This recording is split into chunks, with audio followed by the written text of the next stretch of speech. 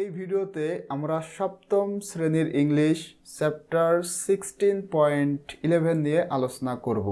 এখানে 5টা প্রশ্ন রয়েছে। ইনশাআল্লাহ আমি তোমাদেরকে এই 5টা প্রশ্নের অ্যান্সার বুঝিয়ে দেওয়ার চেষ্টা করব।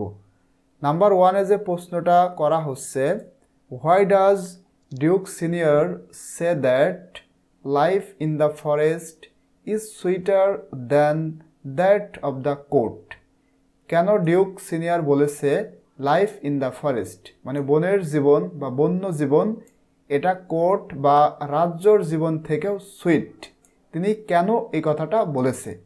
তাহলে এটার অ্যান্সারে আমরা বলবো বিকজ, কারণ he is free from the perils and tyranny of his brother who has banished him. কারণ তিনি তার ভাইয়ের পেরিলস বিপদ এবং অত্যাচার থেকে মুক্ত, যে তাকে ব্যানিজড করেছিল তার অত্যাচার থেকে যেহেতু এখানে সে মুক্ত, এই জন্য তিনি এই কথাটা বলেছে।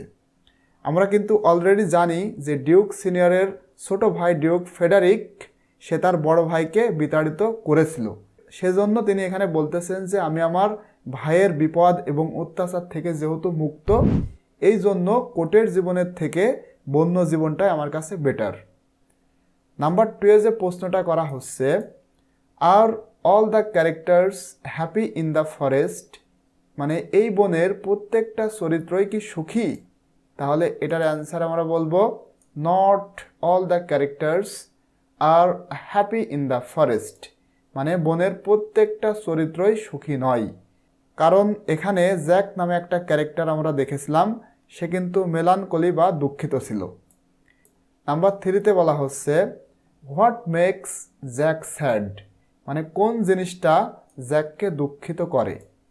তাহলে এটার অ্যান্সার হবে জ্যাক ইজ স্যাড, জ্যাক দুঃখিত বিকজ, কারণ হি স এ ডিয়ার সে একটা হরিণকে দেখেছিল, গ্রোনিং ইন পেইন যে ব্যথায় কাতরাচ্ছিল, এটা দেখে জ্যাক দুঃখিত। নাম্বার 4-এ যে প্রশ্নটা করা হচ্ছে, why did Jack call human beings usurpers? Usurpers মানে দখলদার, মানে একজনের জিনিস অন্যজন যখন দখল করে নেয় সেটাকে বলা হয় ইউজারপার্স। মানে কেন জ্যাক হিউম্যান বিং মানে মানব জাতিকে এমন দখলদার বা ইউজারপার্স বলে ডেকেছে?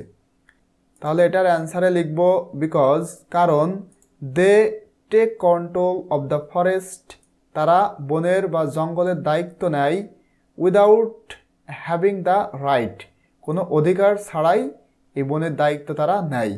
And they also kill the animals এবং তারা আরও এখানকার প্রাণীগুলোকে হত্যা করে, who live in their native dwelling place যারা এই সমস্ত প্রাণীরা তাদের নিজস্ব যে বাসা বা মানে বাসস্থান সেখানে যখন তারা বাস করে বা থাকে সেই সময় এদেরকে হত্যা করে।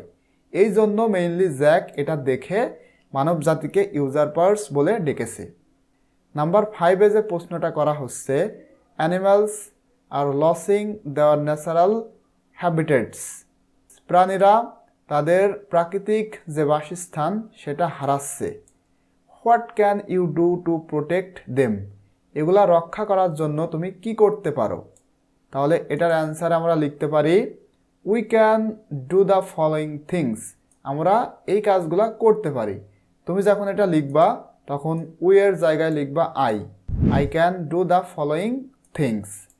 তাহলে প্রথমে যেটা আমরা করতে পারি, সাপোর্ট দ্য কনশন ইফোর্টস মানে প্রচেষ্টা of the wildlife organisations আমরা কি করতে পারি, এই যে ওয়াইল্ড লাইফ অর্গানাইজেশন মানে বন্যপ্রাণীর সংস্থাগুলি এগুলাকে কি করতে পারি, সংরক্ষণ করার প্রচেষ্টা করতে পারি।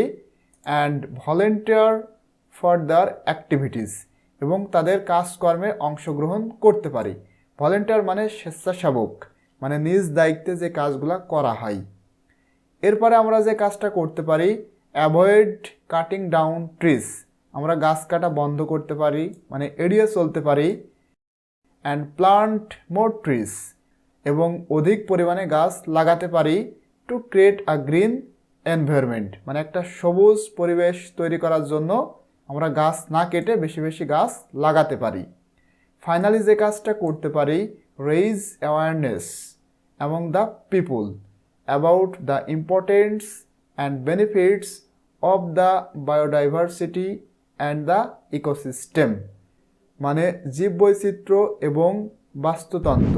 বায়োডাইভার্সিটি মানে জীববৈচিত্র্য, বাস্তুতন্ত্র ইংলিশ হচ্ছে ইকোসিস্টেম। তাহলে জীববৈচিত্র্য এবং বাস্তুতন্ত্রের গুরুত্ব এবং উপকারিতা সম্পর্কে মানুষের মধ্যে অ্যাওয়ারনেস বা সচেতনতা বৃদ্ধি করতে পারি। এছাড়াও তোমরা এই প্রশ্নের অ্যান্সার তোমাদের মতো করেও লিখতে পারো।